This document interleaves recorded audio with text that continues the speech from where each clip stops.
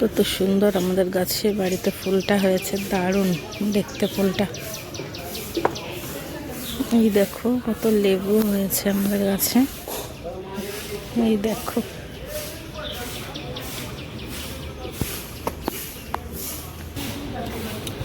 বেগুন হয়েছে। লঙ্কা গাছগুলো নষ্ট হয়ে গেছে, এখন আর লঙ্কা হয় না। চুই গাছটাও অনেকটা বড় হয়ে গেছে এখন।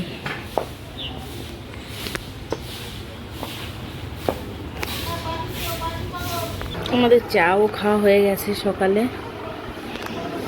এই যে এখন পড়তে বসবে। ঠাকুর দেওয়াও হয়ে গেছে সকালে। এই দেখো আমাদের গাছে পদ্ম ফুল হয়, সেই ফুলগুলো দিয়েই আজকে পুজো দেওয়া হয়ে গেছে। দেখেছো কতগুলো পদ্ম ফুল হয়েছে। একদিন দেখাবো কোথায় আমাদের পদ্ম ফুল গাছ আছে। এখন যেহেতু বাসন্তী পুজো, চৈত্র মাস, এই সময়ও কিন্তু পদ্ম ফুল ফোটে। দেখেছো কত ফুল হয়েছে, কত ফুল দিয়েছি আমরা ঠাকুরকে পুজোতে।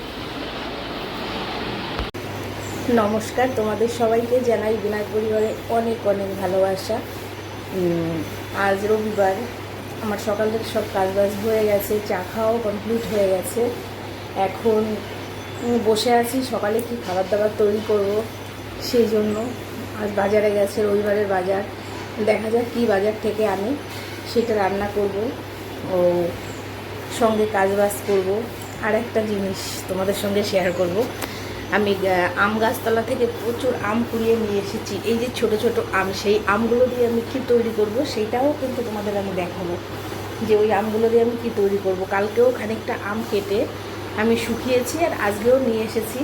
দেখা যাক সেটা দিয়ে কী তৈরি করি, আর সেটা তো তোমাদের সঙ্গে অবশ্যই আমি শেয়ার করব। আর বাজার থেকে কি আনবে, সেটা কি রান্নাবান্না করব বা সকালে কী টিফিন করব, সেটাও তোমাদের সঙ্গে শেয়ার করব। তাহলে চলো, কোন আমগুলো কুড়িয়ে নিয়ে এসেছি সেইগুলো তোমাদের দেখাবো। চলো দেখাচ্ছি। ওই যে ছেলে উঠে ওই যে চা খেয়ে বসেছে, এখন পড়তে বসবে। দেখাচ্ছি, দাঁড়াও। এই দেখো, দেখেছো এই যে কতগুলো আম নিয়ে এসেছি কুড়িয়ে। এই দেখো আমি কেটেছি খানিকটা, সবটা কেটে উঠতে পারিনি। এই যে ছুলে আমি রেখেছি, এই যে দানাটা বের করে রেখেছি। এবার কি করব, এটা কাটবো, ধুয়ে নেব, ধুয়ে কুচি কুচি করে পাতলা পাতলা করে কাটবো। তারপরে কি করব দেখাচ্ছি আমি, দাঁড়াও। এই দেখো আমি কিভাবে লুচির সঙ্গে, সকালে লুচি করব, তার সঙ্গে একটা আলুর তরকারি রান্না করছি। একদম ওই যে যেরকম কচুরির সঙ্গে যেরকম তরকারি দেয়, একদম সেই রকম তরকারিটা রান্না করছি। আলুগুলোর খোসা ছাড়াইনি, পাঁচফোড়ন দিয়ে একটু ভাজা ভাজা করেছি। তার ভেতরে দিয়ে দেবো আদা, রসুন আর কাঁচা লঙ্কা থেতো করা, সেইটা দিয়ে লবণ হলুদ দিয়ে কষিয়ে নিয়ে জল দিয়ে একটু মিষ্টি দিয়েই নামিয়ে নেব। তাহলে কিন্তু এই তরকারিটা রেডি হয়ে যাবে। এই যে লুচি তরকারি আমার কমপ্লিট। এখন ছেলের পড়ার টেবিলে দিয়ে দিয়েছি খেতে, ও এখন খাবে, তারপর ওর পড়াতে আসবে মাস্টার। আর এই যে বাজার থেকে নিয়ে এসেছে আজকে চিকেন রান্না হবে। আর এই যে চিংড়ি মাছ, আর এই যে আম কেটে রেখেছিলাম সেগুলো তো আছে। আর চাল ডাল এই যে নিয়ে নিয়েছি।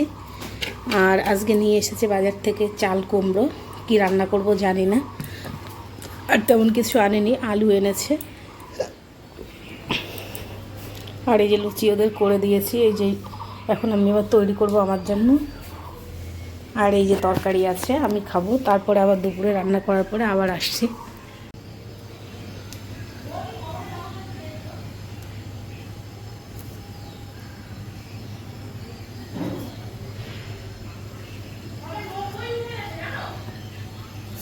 এক লাখ হয়ে যাবে। তো সেই আমগুলো সব কাটা হয়ে গেছে। এবার আমের ভিতরে আমি লবণ দিয়ে দেবো, লবণ দিয়ে মেখে রেখে দেবো 15-20 মিনিট। তখন আমগুলো নরম হয়ে যাবে।